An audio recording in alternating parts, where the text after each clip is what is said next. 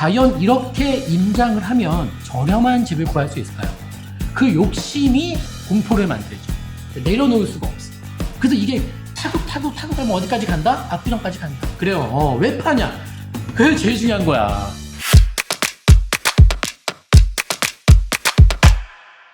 돈 주고도 못 배우는 올바른 매물조사 방식. 집 구할 때 이렇게 하시면 망한다. 그거를 좀 말씀드릴까 합니다. 학창 시절에 배운 확률이 우리 부동산 집을 알아볼 때 그 확률대로 움직이지 않는다. 이 얘기고요. 여기저기 모든 부동산 중개업소를 방문해서 물건이 나오면 연락을 달라고 하는 우리 초보자분들, 일명 불인이라고 요새 신조어로 얘기를 하죠. 과연 이렇게 임장을 하면 저렴한 집을 구할 수 있을까요? 아마도 집주인이 가격을 안 올리면 다행일 듯. 집 구할 때 주의할 노하우를 소개합니다. 자, 뉴스 기사 하나 봅니다. 집 알아본다고 전화 돌리면 집값 올려요. 집주인이 값. 자, 여러분 어떻게 생각하세요? 근데 우리가 말이죠. 어떠한 판단을 할 때는 말입니다. 특히 초보자든 경험이 있는 분이든 간에 제일 중요한 건 뭐냐면은 매수자든 매도인이든 그 거래를 하는 입장이지 않습니까? 거래? 그러면 이 거래에서 중요한 건 뭐냐면은 상대방이 내가 어떻게, 항상 강조하지만 내가 어떻게 해야 되는가를 고민하기 전에 상대방이 어떻게 할지를 내가 알 수 있다면 내가 어떻게 해야 되는지는 고민하지 않아도 답이 정해진다. 그러면 매도자가 어떻게 할지를 내가 한번 생각해 보기 위해서는 매도자의 입장이 한번 돼볼 필요가 있어요. 이게 뭐예요? 역지사지지. 역지사지. 매물이 줄면서 집주인 우위 분위기가 이어지고 있다. 집주인이 갑이라는 소리죠. 부동산 중개인이 집값이 올라간다며 매수인 입단속을 시키는가 하면, 그러니까 이제 여기저기 막 쑤시지 마라. 이런 얘기겠죠. 매수인은 또 이런 거 요구한다고 하네요. 매도자분은 매수인이 정말로 이 집을 살 수 있는 능력이 되는지 자금을 한번 증명해 봐라. 이거를 요구하는 집주인도 있다고 하네요. 황당하지만 그렇다고 합니다. 좀 큰 건물이나 정말 이제 금액대가 좀 이제 나가는 부동산을 살 때는 일명 잔고 증명이라 그래서 당신이 이 부동산을 살 수 있는 여건이 되는지를 확인하고자 통장을 한번 까봐라. 잔고 증명을 해봐라. 이런 요청을 큰 부동산 거래할 때는 거의 한 절반 정도의 확률로 요청합니다. 이 소유자분들이나 아니면 이제 물건을 소개하는 부동산 중개업소에서 이 파시는 분이 그런 거 요구한다. 이런 경우가 있어요. 근데 사실은 아파트 거래에서는 이런 경우를 저도 얘기 지금 거의 처음 듣는데, 매수자가 진짜로 이거 살 수 있는 자격이 되냐, 여건이 되냐, 자금 현황이 되냐, 이거를 확인하려고 요청한다는 내용인데, 기분이 썩 좋지는 않네요. 불쾌한 내용이죠. 자, 이 같은 현상이 나타나는 것은 일단 거래가 가능한 매물 자체가 크게 줄어들었기 때문이다. 매매도 집주인이 값, 전세도 집주인이 값. 이런 상황으로 가고 있다라는 내용인데요. 자, 여기서 집 구할 때 유용한 거래의 기술에 대해서 물론 굉장히 많은 그 내용들이 필요합니다만 오늘 이제 짤막하게 여러분들에게 최소한 이러한 실수는 우리가 좀 피해보자라는 차원으로 준비를 해봤습니다. 자, 매도인은 매수인보다 현장 정보에 더욱 민감합니다. 여러분, 자, 매수자분들 잘 들으세요. 이게 대원칙이에요. 여러분들도 지금 집을 살려고 온 부동산 다니고 이 지역, 저 지역, 또 이 지역 가서는 또 온 부동산 들리고 저 지역 가서도 또 온 부동산 들리고 매물 추리고 비교하고 대출 알아보고 별별 분석을 다 하느라고 신경이 곤두서 있죠. 그런데 이 매수인보다 매도인은 더 민감해요. 그거는 나중에 매도인의 여러분의 입장이 돼보시면 알아요. 그래서 이런 분들 계세요. 매수할 때 나 너무 두렵다 하시는 분들 있잖아요. 당연히 두려울 수 있지. 겁이 날 수 있지. 자, 그분이 나중에 먼 훗날 매도인의 입장이 되신다면 그때는 두려운 정도가 아니라 공포를 느껴요. 그러니까 살 때는 두렵다면 팔 때는 휘파람 부는 게 아니라 거의 공포를 느껴요. 왜냐하면 내가 사고서 매수인들의 고민이 이런 거 아닙니까? 내가 사고서 고점 잡으면 어떡하지? 내가 사고서 떨어지면 어떡하지? 이런 두려움이 있다라면 내가 매도인은 이런 걱정을 하는 거예요. 내가 팔고서 이게 엄청나게 올라버리면 어떡하지?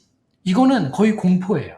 살 때는 우리가 좀 욕심을 자제하고 나는 욕심이 많은 사람이 아니야 라고 하면서 자기 합리화를 좀 시키거든요. 모든 사람이 다 그래요. 그런데 파는 시점에서는 이게 이제 팔면 수익이 바로 눈앞에 보이잖아요. 그러면 욕심이 눈에 이제 보이지. 욕심이 그냥 드러나요. 그 욕심이 뭘 만든다? 공포를 만들죠. 공포를 만들죠. 내려놓을 수가 없어. 따라서 여기저기 온 동네 중개업소를 돌면서 매물 나오면 연락 달라고 부탁하지 마세요. 이거 하지 마세요. 왜? 이유가 나오는 뒤에. 매도인은 매수인이 많은 줄 착각할 수 있습니다. 고수와 초보의 부동산 거래에 있어서의 큰 차이점은 고수는 조용히 사고 조용히 팔고 초보자분들은 우당탕탕인데 살 때도 온 동네에 다 소문내고 사죠. 나 산다고 거의 뭐 온 동네에 다 알려주고 또 팔 때도 나 판다고 온 동네에 확성기로 이제 알리고 팔거든요. 요란하게 팔거든요. 근데 이제 거래는 가급적 조용히 사고 조용히 파는 게 좋은데 이렇게 봅니다. 예를 들면 우리가 아니 이거예요. 자 매도인이 있어요. 이 매도인이 이 중개업소들에게 이제 물건을 막 내놓은 거예요. 근데 매수자가 나타나서 이 부동산들을 이제 당연히 여러분 다니셔야지. 당연히 다녀야 되는데 저는 뭘 말씀드리고 싶냐면은 다니지 말라는 소리가 아니에요. 다니죠. 다니는데 우리가 여기서 이 A라는 중개업소에서 물건을 들었어요. 근데 또 현장 다녀보니까 이 B라는 데서 그 물건을 또 설명할 수 있잖아요. 그러면 생각을 잘 하셔야 돼요. 거기서 그 순간에서. 이 물건 내가 방금 전에 방문했던 부동산에서 들은 내용인데 방금 전에 방문해서 들었던 매물인데 그럼 내가 이 부동산에다가 또 그 물건에 대해서 매도자에게 어떤 트라이를 지시할 필요가 없을 수가 있어. 이거 전화해보세요. 매도인에게 연락을 아예 취하지 않게끔 하는 게 나한테 이득일 수가 있어. 근데 우리가 이 A, B, C, D 중개업소에 다 방문하면서 똑같은 물건인 걸 내가 알면서도 이거를 내가 살게요 해봐. 아니면 집을 보여주세요 해봐. 그럼 중개업소들이 다 전화해. 그럼 매도인은 뭐 상황을 다 떠나서 여러분 매도 입장이 돼보세요. 뭐야 갑자기 거의 비슷한 찰나에 부동산들이 전화를 막 해. 집 보여달라고. 또는 뭐 계좌를 달라고. 막 이러고 있어. 그럼 이 매도인은 어떤 생각 드냐면은 뭐야 내가 약간 오판을 하나 보다. 이게 뭐 매수자가 막 붙네? 이렇게 오판할 수 있기 때문에 그리고 내가 말씀드렸잖아요. 굉장히 이제 민감하다고 예민한 상황이라니까 매도인이 집을 팔 때는 매수자분들보다 훨씬 더 예민하거든요. 근데 이런 상황을 딱 맞닥뜨리면은 잠깐만 이렇게 하는 거예요. 잠깐만. 내가 약간 뭔가 좀 생각을 더 해볼 필요가 있을 것 같아. 최소한 내가 이거 좀 더 받아야 되는 게 아닌가? 왜냐면 이 금액대에 이 조건에 내 물건을 사겠다는 사람이 동시에 막 많네. 이렇게 될 수가 있기 때문에 여러분 현장 조사할 때는 기본적으로 이 부동산을 다 다니시면서 내가 물건을 첫 번째 이거예요. 내가 어떤 물건을 사겠다는 뜻을 내비치기 위해서는 물건 조사 중에 내비치지 마시고 여러분들이 이 현지 부동산들을 도시만큼 도신 다 후에 임장을 충분히 다 하신 후에 이제 첫째 어떠한 부동산을 어떠한 동호수의 물건 어떤 금액대의 물건 몇 평대 물건 등등 이제 물건을 내가 추려서 이 물건은 내가 한번 부딪혀 보겠다 싶은 것을 추리기 전까지는 함부로 사겠다는 그런 어떤 뉘앙스나 이런 거를 쉽게 뱉지 마세요. 쉽게 뱉지 마세요. 괜히 서로 오해만 사. 부동산도 되게 굉장히 매수자를 이 사람 되게 가벼운 사람이구나. 무슨 팔랑귀인지 뭐 바람에 흩날리는 갈대인지 어제는 사겠다 그러고 오늘은 또 잠깐만 하고 막 이게 여러분 결코 좋은 이미지를 형성하시는 게 아니에요. 그래서 좀 신중해 모자라는 거예요. 신중해. 그러면 어차피 검토는 천천히 하고 결정을 빠르게 하는 게 고수라면 초보자분들은 검토를 막 우당탕탕 막 그냥 막 뭐에 막 홀린 사람처럼 하고 결정은 되려 미적거리는 게 초보자분들이시거든요. 그것도 바꿀 필요가 있어. 그래서 검토는 좀 느긋하게 하시고 결정만 빨리 하시면 되는데 검토하실 때 함부로 나 이 물건 사고 싶어요. 그러면 한번 주인에게 한번 연락해 보세요. 이러한 행동이나 이러한 액션이나 이러한 멘트를 함부로 하시면 안 돼요, 여러분. 함부로 중개업자가 집주인에게 전화하게끔 만드시면 안 돼. 굉장히 신중하셔야 돼. 아, 이런 매물이 있구나.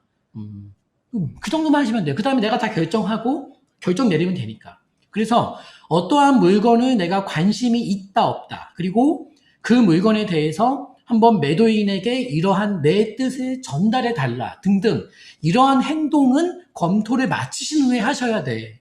뭐 검토하는 중에 일단 괜찮은 것 같아. 욱했어. 전화 한번 넣어주세요. 그러면 이거 한 5천만 원 깎을 수 있는지 전화 한번 넣어주세요. 이러한 그 어떤 중개업자에게 무언가 지시를 내리는 것조차도 검토 중에는 함부로 하지 마세요. 검토가 다 끝난 후에 해도 안 늦어. 그 두 번째 중요한 얘기는 이거예요. 그럼 내가 이제 어떤 마음에 드는 매물이 있는데 그 매물이 만약에 동네 부동산이 뭐 10군데가 있는데 한 5군데에 그 매물이 나와 있더라. 내가 돌아보니까 한 퐁당퐁당 정도로 한 2군데에 1군데 정도의 이 매물이 나한테 설명을 하더라. 라고 했을 때 중요한 건 이제 이거 뭐예요 이제. 어느 부동산을 통해서 내가 이 물건의 매도인에게 내 뜻을 전달을 시킬지 한 군데 부동산을 여러분 정하셔야 돼 이제. 부동산을 정하셔야 돼. 이거를 온 부동산에다가 전화해 보세요. 사장님 나 이거 좀 살게요. 그러면 또 매수자도 이럴 수가 있지. A라는 부동산 갔어. 중개업소에 가니까 이 중개업자가 뭐라 그래. 아 여기는 10원도 못 깎아요. 그러면 또 위축돼가지고 그냥 부르는 금액으로 그러면 한번 거기서 한 1,000만 원만 뭐 내릴 수 있는지 물어봐 주세요. 또 B라는 부동산 가니까 여기는 좀 약간 뭐라 그래. 커피도 막 타주고 막 이 고객을 이렇게 좀 받들어줘. 그러니까 좀 기고만장 해가지고 한 돈 3, 4천 더 깎을 수 있는지 전화 좀 해주세요. 이게 지령도 다 달라. 지령도 다 달라. 중개업소 가가지고 그 분위기에 취해서 지령도 다 달라. 엉망진창으로 막 이렇게 하는 거야. 그러니까 이렇게 하시면 안 돼. 이렇게 하시면 안 돼. 그래서 자 마음에 드는 물건을 추리는 데까지 함부로 내가 뭔가 내 뜻에 비추지 않는다. 이게 1번이었고 두 번째 뭐였죠? 자 이제 마음에 드는 물건이 있는데 이 물건을 나한테 브리핑한 부동산들이 쭉 있다고 했을 때 딱 한 군데 중개업소. 그걸 여러분들의 이거는 어떻게 정합니까? 라고 한다면은 그 다음부터는 이제 근데 보통 그렇게 질문하는 분들이 보통 학교 다닐 때 공부는 잘하셨어요. 근데 이게 공부하는 머리랑 이런 어떤 거래의 심리를 우리가 이렇게 다루는 거랑 약간 다르거든요. 그러니까 이제 그 질문을 하시는 분들이 대체로 좀 어려워. 좀 어렵습니다. 이게 산수 공식처럼 이렇게 대응하는 게 아니거든요. 근데 예를 들면 뭐 아무튼 간에 우리가 지금 잘 보세요. 근데 여러분 그 부동산을 우리가 추리기 위해서는 저라면 최소한 이럴 것 같아요. 내가 부동산 갔어요. 그다음 매물을 괜찮은 층의 매물이 나와 있어. 매물 딱 하나 있고 나머지는 다 저층에 다 사이즈 집들이야. 마음에 드는 건 이 집 하나밖에 없어.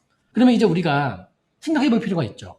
그러면 우리가 그 부동산에서 여러분 뭐 이러이러한 매물이 있어요라는 거 얘기만 듣고 오지 마시고 여러분들이 질문을 잘해야 돼. 질문을 잘해야 돼. 뭐 물어볼 수 있겠죠. 여러분이시라면은 똑같은 물건을 브리핑하고 있는 부동산 중개업소에 가셔서 여러분들이시라면은 뭘 물어볼 것 같아요? 어떤 질문을 던지는 게 좋을 것 같아요? 한번 댓글로 한번 달아주세요. 어떤 질문을 던지는 게 좋을까? 이런 걸 물어보는 게 어떨까요? 라는 생각이 바로 딱 오시는 게 있으면 한번 적어봐 주세요. 중개업자분에게 그치 옥수수님 똑똑하시네. 100점. 옥수수님 뭐 상품은 없지만 100점. 그래요. 왜 파냐? 그게 제일 중요한 거야. 제일 중요한 거야. 이분 급하신가요? 김은우님 그렇죠. 근데 김은우님 그래요. 첫 번째 우리가 봐요. 왜 파냐? 매도 사유 라니님 맞아요. 김세미님 단점은 나중에 물어보시고 일단은 제일 먼저 물어볼 거는 우리가 매도하는 이유를 좀 물어볼 필요가 있잖아요. 근데 이걸 말입니다. 아까 우리 김세미님의 질문처럼 매도인이 뭐 급하십니까? 이렇게 직설적으로 묻는 것은 중수 이하의 하수들의 질문 방식이고 고수분들은 어떻게 물으시는 게 좋죠? 노련하게 직접적으로 묻지 않아도 이렇게 좀 우회해서 갈 수 있는 여러 가지 간접적으로 우리가 이제 단서들을 뽑아낼 수 있는 부드러운 질문들이 많이 있잖아. 뭔가 이 중개업자분은 취조하듯이 묻지 마시고 좀 부드럽게 이렇게 할 수 있잖아. 만약에 그 집에 세입자가 들어있으면 뭐 이런 것도 물어볼 수 있겠죠? 아, 그 집에 뭐 전세에 들어있다고 하는데 그 세입자는 뭐 사장님이 맞추신 거예요? 그럼 만약에 뭐 맞췄다 한다면 최소한 그 중개업소는 이 집주인과 매매도 내놨고 임대도 같이 뭔가 집주인과 모든 뭐 많은 해봤을 거 아닙니까? 그러면 다른 부동산보다는 조금 더 이 부동산에 이 매도인분과 인연이 깊구나. 이것도 하나 단서예요. 그러니까 여러분 우리가 정말 많은 단서를 뽑아내야 돼. 뽑아내야 돼. 그래서 이거 왜 팔아야죠? 라고 했을 때 김낙숙님 네, 후원 2만 원 감사합니다. 근데 후원 자주 하시네. 너무 자주 하진 마시고요. 네, 뜻은 제가 다 충분히 알고 있습니다. 그래서 이거를 왜 파냐라고 우리가 이제 물을 때 대부분 뭐겠어요?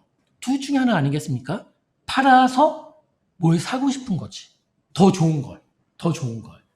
그러면은 만약에 이걸 팔고 뭘 살려고 하는 거예요? 라고 이 정도는 물어볼 수 있겠죠. 그러면 이제 뭐 산대요. 여기서 끝나지 말고 또 뭘 물어봐요?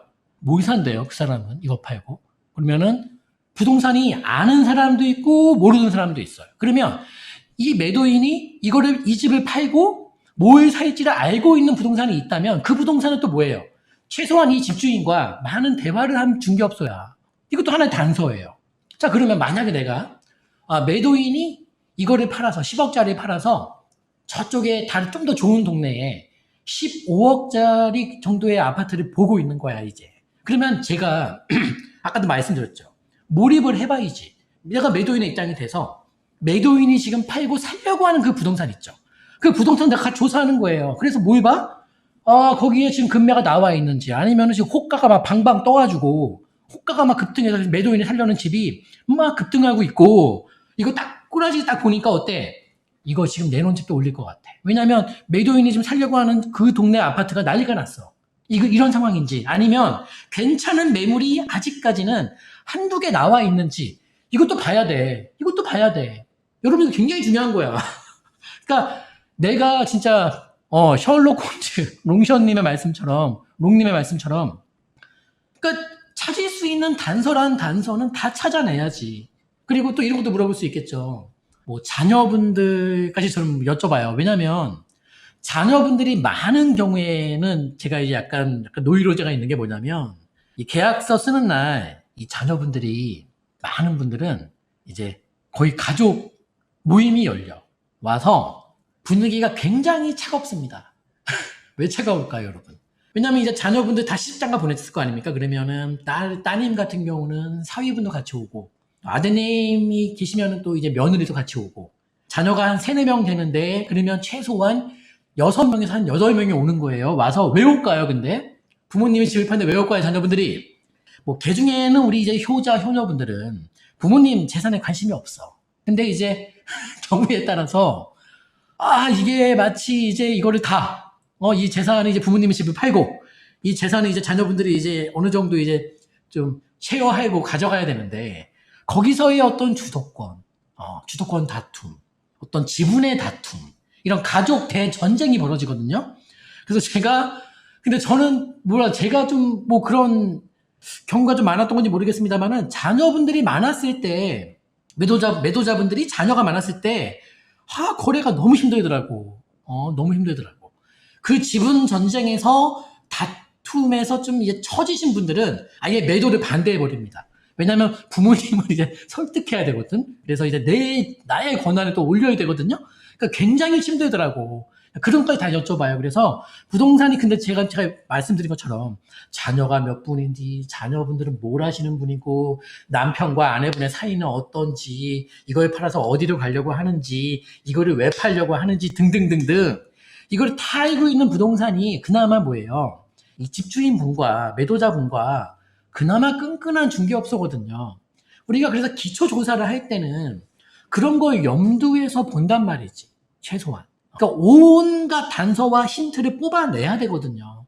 돌아갑니다. 근데 만약에 내가 이렇게 부동산들 마다 막 돌면서 나 살게요 했더니 부동산 전화합니다. 중개업소가 사장님 손님 있어. 복비 안 받을게. 호피 반값 깎아줄게. 등등등 하면 매도인은 뭐야? 나 오판하는 것 같아. 매수자는 한 명인데. 근데 여러분 이거는 말이죠. 지금 비단 이 시국에서 벌어지는 게 아니라 우리 부자병법 여기 이제 오프라인 강의했을 때 보면은 10년 전 강의 주제야. 현장 조사할 때 이렇게 하지 말라고. 이거는 그러니까 시장이 뜨겁든 차갑든 간에 이런 식으로 조사하고 임장하는 건 좋지 않아요. 좋은 방법이 아니에요, 여러분. 그러니까 비단 지금 매물이 없는 이 시장은 더 하겠습니다만은 지금 이 시장에서만 벌어지는 현상이 아니라 최소한의 현장 조사할 때, 임장할 때 가장 기초되는 팁이에요. 아시겠죠, 여러분? 네. 지금 이제 2,700분이 듣고 계신데, 좋아요가, 400개밖에 없네. 여러분, 좋아요 좀 눌러주시고요. 자, 좋아요 누를 시간 드릴게요. 자, 이어갑니다. 현장 임장 시 동일한 매물이 있다면 단 한 곳이면 돼요. 그 한 곳의 중개업소에 조심히 부탁을 해야 합니다. 조심히, 신중히. 나와 손잡고 일할 부동산이 맞는지 한 곳이면 돼요. 매수자분들 잘 들으시면 좋겠어요. 여러분들이 우당탕탕 하면은 지금 예민하고 민감한 매도인분들이 큰 자극을 받습니다. 그래서 경우에 따라서 말입니다. 저희 같은 경우는 이제 어떤 식으로까지 하냐면은 부동산 중개업자분에게 멘트까지 알려줘. 사장님, 이렇게 한번 얘기 좀 전해주세요. 이렇게 그럼 또 시키는 대로 잘하시는 부동산도 있어. 이게 사장님과 제가 살 길이니까 이렇게 한번 얘기해 주세요. 그러면 약간 그 얘기들이 여러분 이거는 좀 매도자분들에게 욕먹을 수 있는 멘트이기 때문에 제가 차마 라이브 때 얘기는 안 할게요. 다만 여러분들 한번 많은 상상을 한번 해보세요. 지금 부동산 중개업자분이 그냥 알아서 매도자를 잘 설득해 줄 수 있고 뭐 이게 부동산 중개업자분이 그 설득력이 좋으신 분들과 또 안 좋은 분도 계실 테니까 이러한 얘기를 해주면은 매도인분이 여러분 살살 달래줘야 돼. 확 덤비시면 도망칩니다 그냥. 도망치면 다시 나타났을 때는 같은 금액이 다시 안 나타나. 또 올려.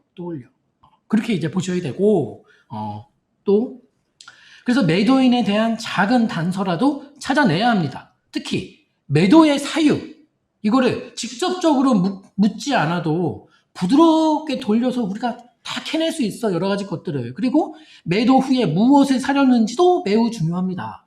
매도인이 갈아타고자 하는 그 부동산의 현황도 알아보세요. 매도인이 팔고서 살려고 하는 그 아파트도 한번 현황을 알아보세요. 금매가 있는지 없는지, 호가가 막 방방 뜨고 있는지. 결국 그게 많이 오르면 지금 내놓은 집도 안 올리고는 못 갈아타니까 올릴 거란 소리죠, 결국은. 그래서 이게 타고 가면 어디까지 간다? 압구정까지 간다. 그래서 제가 항상 뭐라 그랬죠? 압구정이 오르면 저 강북에 있는 아파트도 오르게 돼 있다. 왜냐하면 다 연계돼 있다니까? 이 부동산 큰 축이란 끈에서 동떨어져 있는 부동산은 없어, 세상에. 다 연결돼 있다니까? 결국 거래는 상대방의 패를 먼저 확인하는 사람이 주도권을 갖게 되는 것입니다. 마지막으로 말보다 중요한 것은 상황입니다.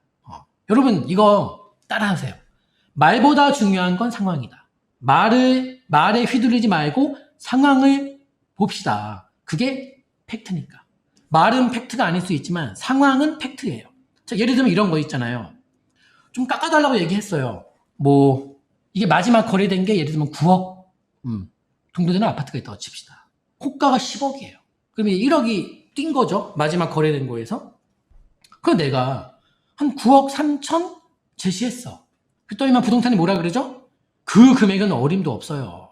그것보다 높은 금액 9억 5천에도 안 팔았어. 계약하자는 사람이 있었는데 매도인이 안 팔았어요. 그러니까 9억 3천은 얘기도 안 되는 것이고 그냥 10억에 하려면 하고 아니면 안 된다고 하네요. 그러니까 이런 식으로 딱 매도인의 편에서 말을 잘라버리는 부동산이 있다면은 최소한 저는 그 부동산과는 손을 안 잡을 것 같아요.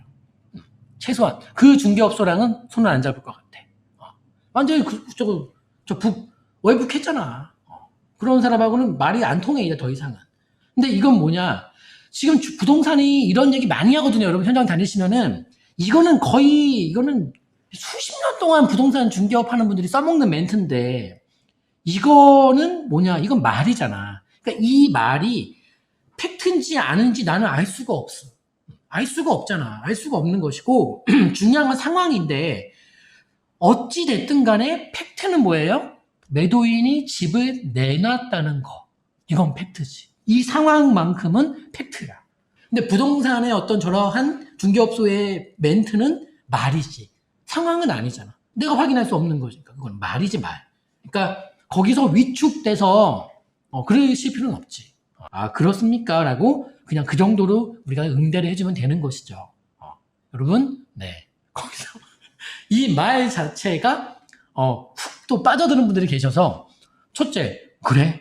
아, 나 말고도 이거 막 계약하려는 사람이 또 있구나.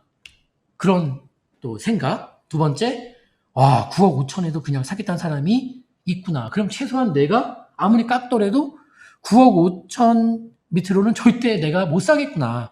그렇게 단정을 짓게 되거든요. 근데 그것은 말에 휘둘리는 거지. 말에 휘둘리는 거지.